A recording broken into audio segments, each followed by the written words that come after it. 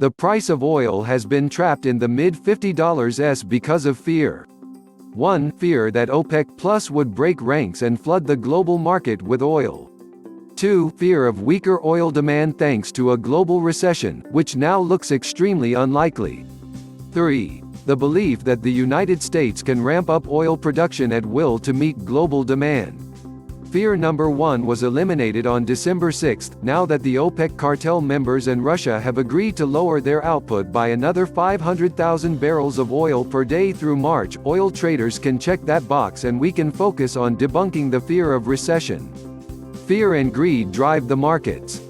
Fear draws more viewers to the overrated cable news networks, so we are bombarded by terrible predictions of gloom and doom. The oceans aren't rising, the polar bears are still producing little polar bears, the planet isn't burning up, and demand for oil is not slowing down anytime soon. In my opinion, the right price for West Texas Intermediate (WTI) is $65 to $75 per barrel. However, all oil price cycles overshoot the market and this one is on track to cause an oil shortage within 9 months. The US versus China trade war and Brexit noise out of Europe have been the driving forces behind the global recession fear. Only a prolonged and severe recession will cause a decline in demand for oil-based transportation fuels and feedstock. So far, there has been no decline in oil demand in the real world, primarily because the US economy is expanding. The US economy is expanding. Non-farm payrolls surged by 266,000 in November, better than the 187,000 expected by economists polled by Dow Jones. The unemployment rate ticked down to 3.5% from 3.6%, back to the 2019 low and matching the lowest jobless rate since 1969. The unemployment rate for African Americans is the lowest it has ever been. The end of the GM strike had a big effect, boosting employment in motor vehicles and parts by 41,300, part of an overall 54,000 gain in manufacturing. Average hourly earnings rose by 3.1% from a year ago, slightly above the 3% expected by economists polled by Dow Jones. In addition to the robust November gains, revisions brought up totals from the 2 previous months. September's estimate went up 13,000 to 193,000 and the initial October count increased by 28,000 to 156,000. Those changes added 41,000 more jobs to the previous tallies and brought the 2019 monthly average increase to 180,000, compared with 223,000 in 2018. These are blowout numbers and the U.S. economy continues to be all about the jobs. Tony Badikian, head of global markets for Citizens Bank, said in a note, "The unemployment rate is at a 50-year low and wages are increasing. Business owners may be getting more cautious due to trade and political uncertainty and growth may be slow, but consumers keep spending and the punch bowl still seems full. It is impossible to believe that there will be a global recession if the world's largest economy is this strong." With or without a trade agreement between the US and China, the November jobs report should push WTI over $60 per barrel. If a Phase 1 agreement is signed with China, look for WTI to move over $65 per barrel within weeks. Related, Russian oil CEO, OPEC Plus cuts to keep oil between $55 and $65. Fundamentals do matter and global oil supply and demand are going to be much tighter by next spring.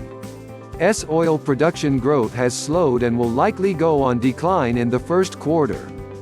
Sanctions against Iran and Venezuela aren't going to be lifted anytime soon, keeping a lid on OPEC's ability to raise production even in the unlikely event that they don't extend their production limits beyond next March.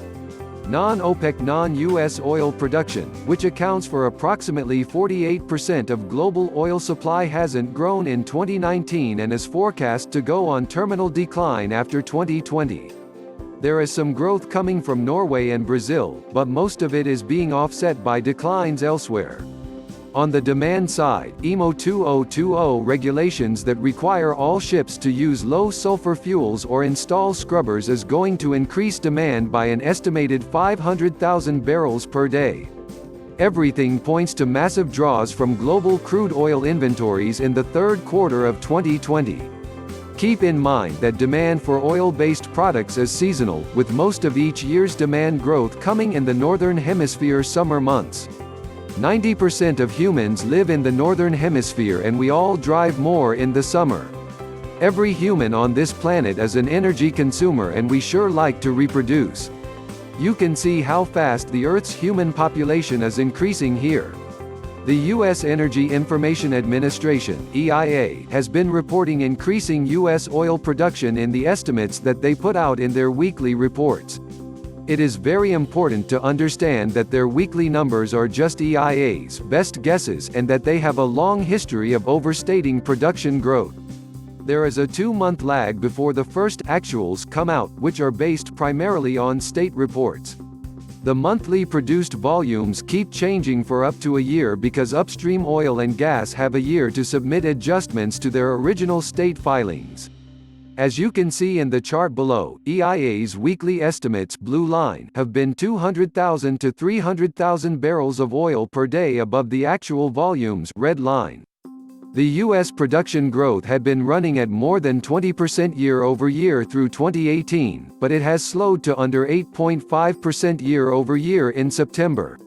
Despite a 25% decline in the number of rigs drilling for oil, U.S. oil production has continued to grow because upstream companies have been completing more wells than they have been drilling.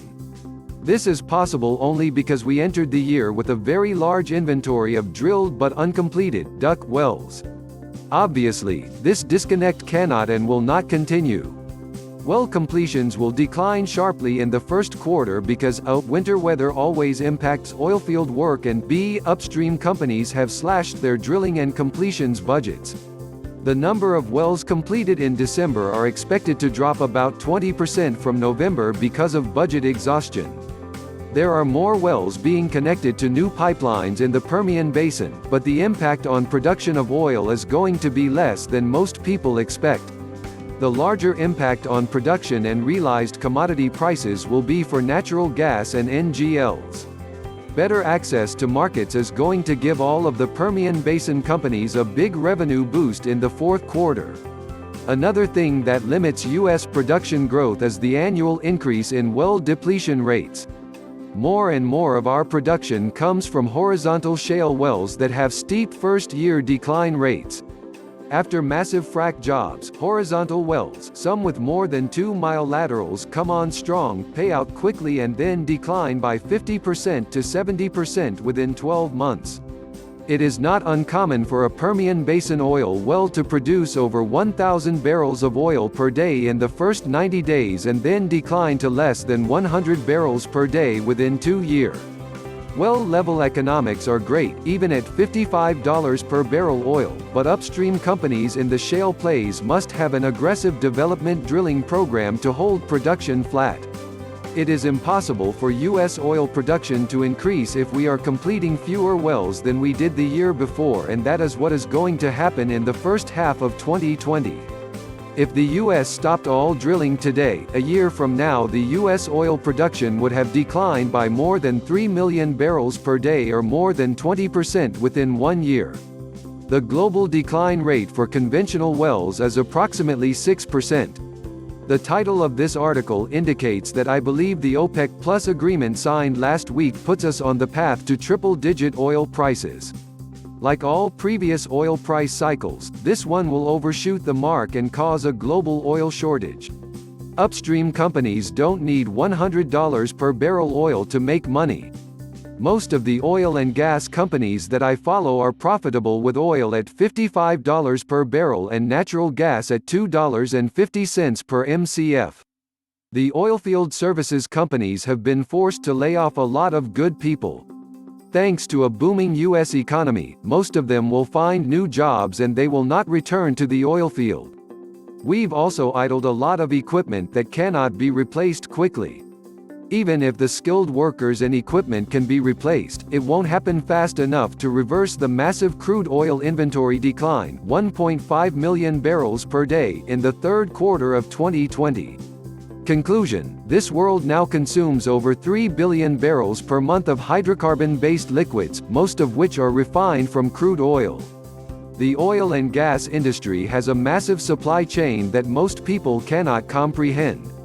It only takes a crude oil shortage of 1% to cause a very large price spike. All previous price spikes, including the one to $147 per barrel in early 2008, caused a bidding war between refiners for the world's important commodity, black oil. Please subscribe our YouTube channel Listen News here. If you like the video, please like, comment and share the video.